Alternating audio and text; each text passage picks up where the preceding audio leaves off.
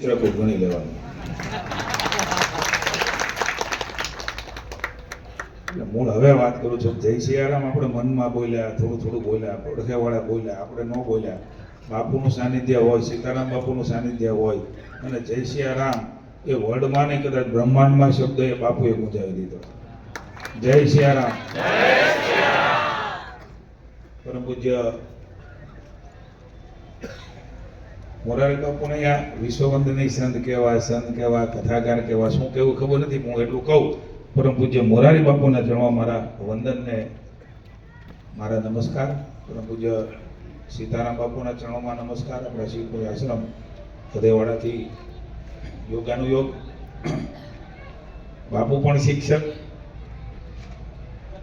સીતારામ બાપુ પણ શિક્ષક. હું હતા એવું નથી કહેતો.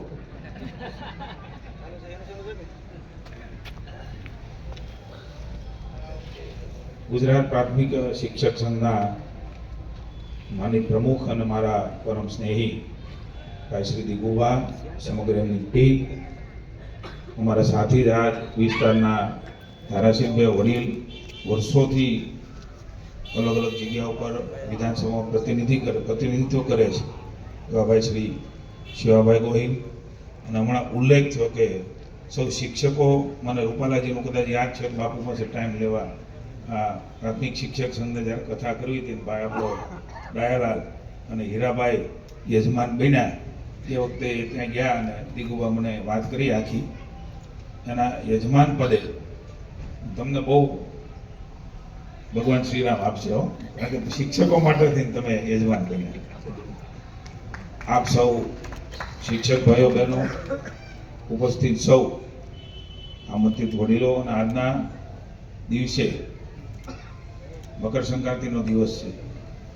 હું જે ગુરુજનો, શિક્ષકો એમના પરિવારને લઈને તો આવે, પણ અમે નાના હતા ત્યારે પતંગ ચગાવવાનું છોડીને લાવો ને, એ બાપુનું અહીંયા આકર્ષણ છે, બાપુનું ખેંચાણ છે. કારણ કે બાળક બાપુ આજનો દિવસ નહોતો.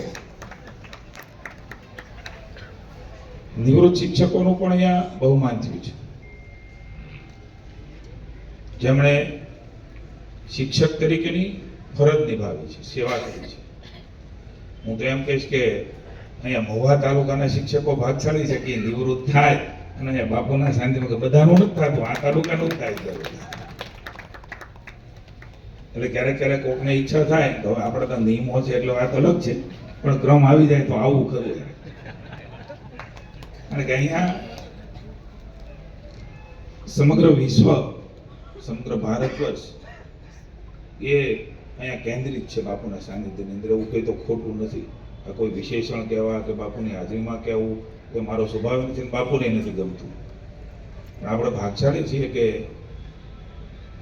ચિત્રકૂટ એવોર્ડ હું દિલીપસિંહજીને યાદ કરું છું, મારા ખૂબ પરમ સ્નેહી હતા. બાપુ નાનો હતો ત્યારથી કુદાકુદ કરું છું, એટલે 35 વર્ષ મારા જાહેર જીવનને થયા. ચેતન બાપુ પાસે વડવામાં જતો, દિલીપસિંહ પાસે જતો, એડમિશન માટે જતો, બેસતો, સમજતો. એટલે એ દિલીપસિંહે વખતે બાપુએ આ ચિત્રકૂટ એવોર્ડ શરૂ કર્યો. સંખ્યામાં વધારો થયો, એની રાશિમાં વધારો થયો, પણ ભાવ છે ને એનો રહ્યો. હું હમણાં દિલીપસિંહજીને દિગુભાને પૂછતો હતો, એટલે હું દિલીપસિંહજીની દિવ્ય ચેતનાને વંદન કરું છું. એમણે પણ ખૂબ સુંદર કામ આપણે શિક્ષકોમાં એક યુનિયન તરીકે જેમણે કીધું છે. દિગુભાઈ મેં કીધું કેટલા જિલ્લા, મને આમ ખબર નહોતી, હું દોડાદોડીમાં હતો, સોમનાથ હતો, અને મને કહેતા આનંદ છે કે સોમનાથનું સ્વાભિમાન પર્વ અતૂટ શ્રદ્ધાના 1000 વર્ષ એની માનની મોદી સાહેબે ઉજવણી કરી. ઉજવણી કહું છું, સૂર્યની ઉજવણી. ત્યારે સૌથી પહેલો સંદેશો મોરારી બાપુનો આવ્યો હતો. અમે ગાડી માતા વાત કરી હતી, એટલે ત્યાંથી હું બધું પૂછતો હતો. મને કે 34 જિલ્લા, એટલે વાવ થરાદે રીતે ભેળવી દીધો, કે અઘરું હોય છે, ત્યાંથી જ હાલતું હોય. એટલે તમારી અવેરનેસ માટે વંદન કરું છું. મહાનગરને એક યુનિટ બનાવ્યું, નગરપાલિકાને એક યુનિટ બનાવ્યું. બીજું બાપુ મને કહેતા આનંદ થાય છે, કદાચ આપણા ધ્યાનમાં હશે, ન હોય તો વિનમ્ર ભાવે ધ્યાને મૂકું છું. મેં દિગુભાઈને પૂછ્યું કે આપણે જે શ્રેષ્ઠ શિક્ષક એવોર્ડમાં તમે પસંદગી કરો છો, એક સંચાલકે બાપુ ખૂબ સરસ વાત કરી. એક ભાઈ આવ્યા ત્યારે કે ફોર્મ ભરવા તૈયાર નહોતો, અને આગ્રહ કરીને ફોર્મ ભરાયું. આવા શિક્ષકોને આપણે વંદન કરીએ છીએ. મેં ઘણા શિક્ષકોને જોયા છે જે દીકરા દીકરીઓને કંઈ ઘટતું હોય તો પોતે આપે છે, નિવૃત્ત થયા પછી પણ સેવા કરવા આવે છે. એવા મેં પ્યુનને પણ જોયા છે સરકારી સ્કૂલની અંદર. કારણ કે એ ઈશ્વરી તત્વ એ જોડાઈ જતું હોય છે. એટલે બાપુ હું વાત એ કરતો હતો કે મેં પહેલા પૂછી લીધું સમય કેટલો છે, કારણ કે બાપુની હાજરીમાં બાપુનો પણ આપણે સમય ધ્યાન રાખવો જોઈએ. એટલે મેં કીધું તમારા જ સંઘના લોકોને આપણે શિક્ષક તરીકે ચિત્રકૂટ એવોર્ડમાં સામેલ કરીએ છીએ કે અન્ય પણ સંઘ છે એને? મને કે ના, એમાં કાંઈ નહીં, જે શ્રેષ્ઠ હોય એને ભાવ. એટલે શ્રેષ્ઠનો ભાવ તમે જે પ્રસ્તાવિત કર્યો કે બે અમારા સંઘો છે, નહીં તો આવું યુનિયનમાં હોઈ શકે. પણ આ યુનિયનની ઊંચાઈ માટે હું વંદન કરું છું કે એમની અંદરની ખૂબ મોટી ઊંચાઈ કહેવાય. ચિત્રકૂટ એવોર્ડ મેળવવો, બાપુને એટલો ઉત્સાહ જોતો તો હું પરિવારમાં કે અહીંયા બાપુ એવોર્ડ આપી રહ્યા, ચિત્રકૂટ એવોર્ડ અપાઈ રહ્યો છે. બાપુની સાનિધ્ય છે, કરોડો લોકો બાપુનું સાનિધ્ય પ્રાપ્ત કરવા, દર્શન કરવા આજે પણ તરસે છે.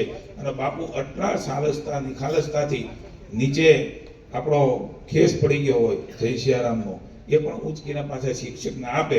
આવું બાપુ અમે આપને પ્રાર્થના કરીએ, અમે પણ આવા રહીએ ને એવા આપના આશીર્વાદ. ખૂબ અઘરું હોય છે. વાત કરતા હતા મને, તમે ખૂબ સરળ છો. મેં કીધું બાપુ ભાઈ અમે કાંઈ સરળતા નથી, અમે થવાના પ્રયાસ કરીએ છીએ. કારણ કે અમે તો એ કોઈ કક્ષામાં છીએ જ નહીં. કાળા માથાના માનવીની વ્યવસાય, આપણા બધા સામાજિક કામમાં આપણા એંગલથી આપણને જોવાની ટેવ પડી ગઈ હોય તમામ લોકોને, કે ભાઈ મને શું ફાયદો, મને એમાંથી શું મળે. એવા વખતે માણસ બનાવવાનું કોઈ ફેક્ટરી હોય તો આપણો તળગાજડા પૂજ્ય બાપુ છે. આપણે માણસ બની શકીએ. એમની કથા હોય, એમની વાત હોય, એમની વાણીમાંથી કેટલા એના જીવન તરી જાય, વળાંક આખે આખો આવી જાય અને એ પોતાના જીવનની ધન્યતા અનુભવે, પરિવારને અનુભવે. એવું બાપુના સાનિધ્યની અંદર ચિત્રકૂટ નામ છે ને, અને એનો એવોર્ડ એ હું મુકેશભાઈ હમણાં બાપુ પૂછતો હતો.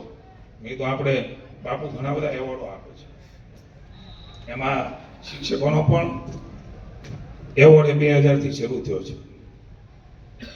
Hanumant award, Chitrakoot award, Nataraj award, Narsinh Mehta award, Dhyan Swami Bapa award, Kag award, Tulsi award, Valmiki award, Vyas award, કથાકારો, કલાકારો, વિવિધ પ્રતિભાઓ, આ બધા માટે બાપુ સ્ટેજ આપે છે ને. અને એટલા માટે વિશ્વની ભારતની અંદર અલગ અલગ એમની કુશળતાઓ એ વધારે સારી પ્રસ્થાપિત કરી છે. કે બાપુ હમણાં મારી યારે આપણા કીર્તિદાનભાઈ પરમ દિવસે જ અમે ભાવનગરથી રાજકોટ જતા હતા સાંઈરામ નહીં, એટલે આ એવોર્ડની બધી વાત નીકળી. એટલે કીર્તિદાન કે હું બાપુ પાસે એમ તો એટલી મજા આવે ને કે બાપુ પાસે હું અહીંયા તમારે યારે છું ને એવું જ બાપુ હારે વાત કરું ને એવો જ રહું. તો બાપુની ઉર્જા જ એવી છે કે આપણે હોય એવા એવા ત્યાં રહી જઈએ. આવા કેટલાય લોકોને આ પ્રતિભાઓને એ બાપુ દ્વારા વિશેષ સન્માન થાય, એમના જીવનની નવી ઉર્જાઓ. કારણ કે બાપુ એટલે અહીંયા આપણે હનુમાનજીના દર્શન કરીએ છીએ, ભગવાન રામના કરીએ છીએ, એટલે બાપુ તો સીધું ત્યાં પહોંચાય એટલે એમના આશીર્વાદ આપણને મળે છે. અને એની ઉર્જા છે. એમની આ પરિવાર આવતો તો કેટલો ઉત્સાહ હતો. અહીં રોકતા હતા કોઈ નહોતું રોકાતું, એટલે બાપુ કેવા રહેવાય દે. બાપુને કારણ કે એક પ્રાપ્ત કર્યું છે ને, તમારા પરિવારથી કોઈ શ્રેષ્ઠ થયા છે. આ શ્રેષ્ઠ એટલે પોતાના કામમાં. હું તો એમ કહું કે આ એવોર્ડમાંથી આપણે એવું શીખીએ બધા, મારી જાત સહિત. કારણ કે ઘણા અમારા રાજકારણીનું હોય કે બીજાને જ કહેવા, અમારા કાંઈ નહીં. એમ કહું મારી જાત સહિત જ્યાં છીએ ત્યાં શ્રેષ્ઠ કરીએ. એના માટે શિક્ષકોના ચિત્રકૂટ શ્રેષ્ઠ એવોર્ડ છે એવું માનું છું. આપણે જ્યાં છીએ, જે કામમાં છીએ, જે વ્યવસાયમાં છીએ, જે પરિવારમાં છીએ, સામાજિક કામમાં છીએ, એ બધાની અંદર આપણે શ્રેષ્ઠ કરીએ. અને દિગુભાને હું અભિનંદન આપીશ. કોઈ નેતૃત્વ કરવું ને અઘરું હોય છે, ને સતત કરવું એ ખૂબ અઘરું હોય છે. મેં કીધું બધાના પોતપોતાના એંગલથી એ વ્યક્તિને જોતા હોય છે, પણ સતત એ તમારા નેતૃત્વ કરી રહ્યા છે એટલે વિશ્વાસ સંપાદન થયો છે. કે જેમ તેમ નથી હોતું. એ અતૂટ વિશ્વાસ ઊભો કરવો એ પણ અઘરું હોય છે. એટલે દિગુભા તમને તમારી ટીમને હું અભિનંદન આપું છું. 2.5 લાખ શિક્ષકો, એમાં તમારો સંઘ, એમાં સ્વીકૃતિ મેળવી, નાના મોટા કામ થયા ન થયા, મારું આ થયું, દિગુભાઈ આ ન કર્યું, આ કર્યું હોત તો થઈ જાય. જીતુભાઈ બહુ સારો વ્યવહાર છે, મુખ્યમંત્રી યાર બેઠા હોય છે, એને કરવું ન હોય, મારું થયું જ જાય. એમાંથી બાપુ કાયમ કહેતો હોઉં છું કે એટલી બધી સ્પર્ધા છે માણસને, વ્યવસાય હોય, કામ હોય, નોકરી હોય, કંઈ પણ સેવા હોય, બધા સ્પર્ધામાં છીએ. એટલે હું એમ કહું કે આ સમયની સ્પર્ધામાં 51% બાપુ જો અમારી સફળતા મળે તો લગભગ 100 ગણાય એવું માનું છું. એની ઉપર જરી તો કારણ કે બધા પોતાના એંગલથી જોવે, દરેકને પોતાના એંગલથી, કારણ કે માણસ છીએ આપણે, સંતો છીએ નહીં. એની જે વિશાળતા હોય, એમની જે દૃષ્ટિકોણ હોય, એ દૃષ્ટિકોણથી જોવાનું, કારણ કે આપણે જગ્યાએ નથી. એટલે આપણે પર્યાયમાં આપણે જ્યારે જોઈએ ત્યારે કદાચ એ ખોટું પણ આપવું પડે. એટલે હું કહું કે આ સ્પર્ધાઓની અંદર આ ચિત્રકૂટ એવોર્ડ કેટલા 2.5 લાખ શિક્ષકો, એમાંથી તમે અહીંયા 33 લોકો અને 2 બીજા 34, એટલે વિચાર કરો તમે એ સ્પર્ધામાં કેટલા કઈ કક્ષાએ આગળ છો. બાળકોને, સરકારી સ્કૂલના બાળકો, બાપુને મેં ગીતા આપી. બાપુ હું ભાગશાળી છું કે શિક્ષણમાં ગીતા પ્રવેશ કરવાનો મોકો એ નરેન્દ્રભાઈ અને ભૂપેન્દ્રભાઈના નેતૃત્વમાં હું શિક્ષણ મંત્રી હતો ત્યારે નાગરિક શિક્ષણને જાહેરાત કરી. શિક્ષકો માટેનો હું મારો પરિવાર કહું છું. 6 વર્ષે જે વખતે મારી પાસે હતું, પણ 20-25 વર્ષ જૂના નાના મોટા 20-10-30ના પ્રશ્નો, આપણા અકસ્માતના પ્રશ્નો, સળંગ નોકરીના પ્રશ્નો, અને છેલ્લે સૌથી મોટો પ્રશ્ન આપણો તો બદલીનો, એ 100% કરી દીધી. વિદ્યા સાહેબ 10 વર્ષના બોન્ડ હતા, એ 5 વર્ષના કરી દીધા. એટલે લગભગ 2-3 વર્ષે બાપુ પોતાના પરિવારમાં કે પાછા, બાપુ મેં ઘણા શિક્ષકોને મંત્રી થયા પછી જોયા છે. અસાધ્ય રોગ હોય બાપુ, એમાં શિક્ષકોને એ પોતાના વતનમાં જવા માટેનું એક બોર્ડ છે. એ બોર્ડમાં પાસ થાય એટલે અમારા સુધી સહી આવે, કોઈ પણ શિક્ષણ મંત્રી હોય, અને એ સહી થાય પછી મેં કોથળિયા બાપુ હાથમાં લઈને જોયા છે. ક્યારેક તો મારે ન કહેવું જોઈએ, પણ કદાચ અસાધ્ય રોગમાં એ ન હોય, પણ એવું બાળક લઈને આવ્યો હોય જે દિવ્યાંગ હોય, જે કદાચ બોલી ન શકતા હોય, સાંભળી ન શકતા હોય, એ નાના બાળકને વાલીની જરૂર પડે બાપુ. ત્યારે એનો પરિવાર નથી હોતો. બાપુ મેં આઉટ ઓફ વે જઈને એમાં સહી કરી દીધી છે.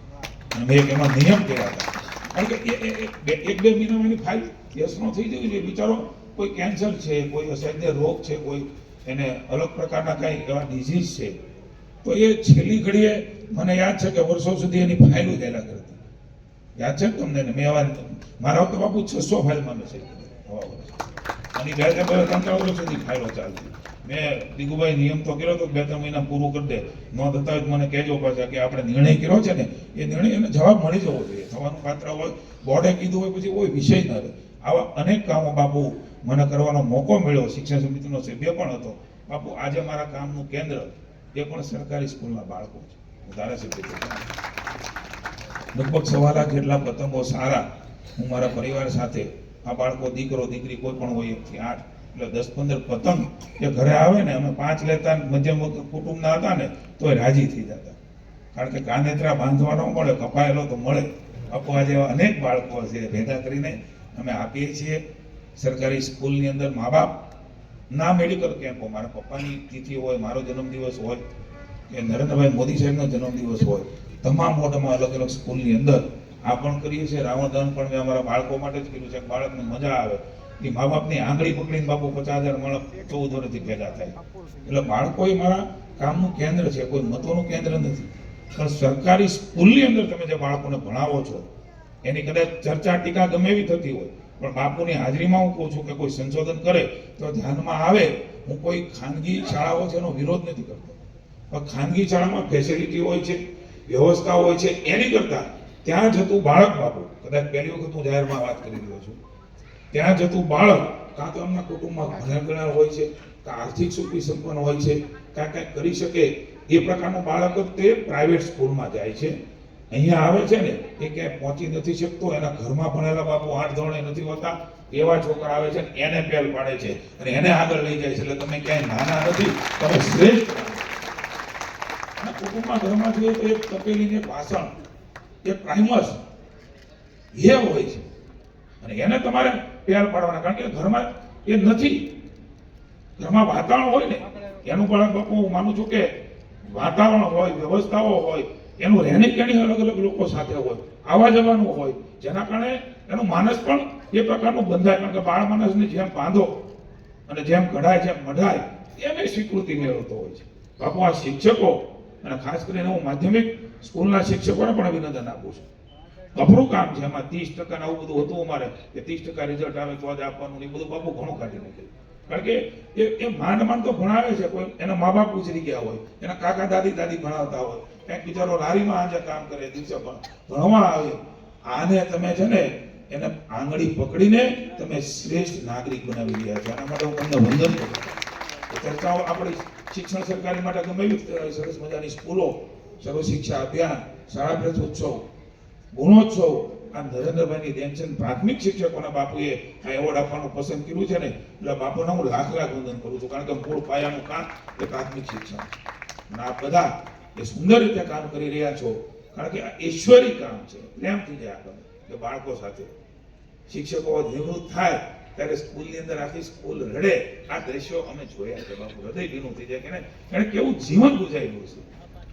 એક છેલ્લી વાત બાપુ, ઘણા બધા આપ પણ ગયા છો અને હું પણ ઘણા બધા કાર્યક્રમોમાં ગયો છું. જ્યારે વિદ્યાર્થીઓને પ્રોત્સાહન કરવા માટે કોઈ જ્ઞાતિ હોય, કોઈ સ્કૂલ હોય, કોઈ કોલેજ હોય, કોઈ સમૂહ અલગ અલગ પ્રકારના એ કરતા હોય છે બધા લોકો, ત્યારે અહીંયા સ્ટેજ ઉપર આવે ને, એટલે મેં 10 વર્ષ પહેલા આ પૂછેલી વાત કરું છું. ત્યારે હું પૂછતો તારા પપ્પા છો, તારા મમ્મી શું કરે? મને કહેતા આનંદ છે બાપુના સાનિધ્યમાં આ તળગાદડાની ભૂમિ ઉપર મોટા ભાગના દીકરા દીકરીઓ જે 10માં 12માં MBBSમાં કોલેજમાં પોસ્ટ ગ્રેજ્યુએશનમાં જે જ્યાં જગ્યાએ એમને પ્રોત્સાહનનું ઇનામ નાનું મોટું મળે છે ને, એના 70% 80% છોકરાઓ એના મા બાપ એ શિક્ષક હોય છે. હું નોકરી કરું છું, મારી તમને વિનંતી છે, આ એવું કામ કરે નથી બધાના પરિવાર. કારણ કે તમે કોઈને ભણાવો છો તો ઈશ્વર કોઈને કોઈ સ્વરૂપે આપે ને. તમે તમારા પરિવારની આસપાસ જોજો કે તમારા દીકરા દીકરીઓ એ ભણીને કોમ્પિટિટિવ એક્ઝામમાં કંઈ ને કંઈ પાસ કરી શકે ને, એવી ક્ષમતા એ તમે શિક્ષક છો એટલે ઈશ્વર આપણા પરિવારમાં આપે છે. મારું બાપુ દ્રઢપણે માનવું. ઘણી વખત તમે એક માત્ર શિક્ષક છીએ આ ભાવ ના રાખતા, તમે એક ગુરુજન તરીકે એમને જે પ્યાર પાડો છો, એમનું જીવનમાં જેને પ્રગતિ કરાવો છો, એ ખૂબ મોટા ભગવાનના આશીર્વાદ. અને ત્યારે આવો બાપુને વિચાર આવે, આવા મહાન વિભૂતિને મહાપુરુષને એવો વિચાર આવે કે આવા શ્રેષ્ઠ શિક્ષકોને એક મારે એવોર્ડ આપવો છે, ત્યારે આવે. એમને ન આવે ત્યાંથી એ બાપુ પાસે આવે ને બાપુના વિચાર એ કાર્યવીન થવું. આપના જીવનના અનેક અનુભવો હશે. હું ભગવાનને પ્રાર્થના કરું શ્રેષ્ઠમને આખો સમાજ વળે, શ્રેષ્ઠ કરી શકે એના માટેના પ્રયાસ કરીએ. એના માટેનો બાપુનો આ વિનમ્ર પ્રયાસ છે. ત્યારે આપણે સૌ આનો પણ પ્રચાર કરીએ કે આપણે તો શ્રેષ્ઠ થયા, પણ જે માણસ પાસે જે શ્રેષ્ઠમ છે એ શ્રેષ્ઠમ થવા માટેનો એ પ્રયાસ કરી અને ભગવાનને માથે રાખીને કાંઈક કરીએ તો મને એવું લાગે છે કે જે આદર્શ સમાજની કલ્પના છે એ થતા વાર નહીં લાગે. બાપુ આવા અનેક એવોર્ડો આપે છે, પણ શ્રેષ્ઠ શિક્ષકનો ચિત્રકૂટ એવોર્ડ એ જીવનમાં આપણે મેળવવો, હું તો મારી જાતને ભાગશાળી માનું છું કે હું પણ એ વખતે અહીંયા સાક્ષી બન્યો છું. અને બાપુએ આગ્રહ કરીને, બાપુ જેના અધિકારી છે આ એવોર્ડના, એ બધાને સર્વજ્ઞ બનાવ્યા છે. બાપુના ચરણોમાં પુનઃ એકવાર જય શ્રી રામ. આપની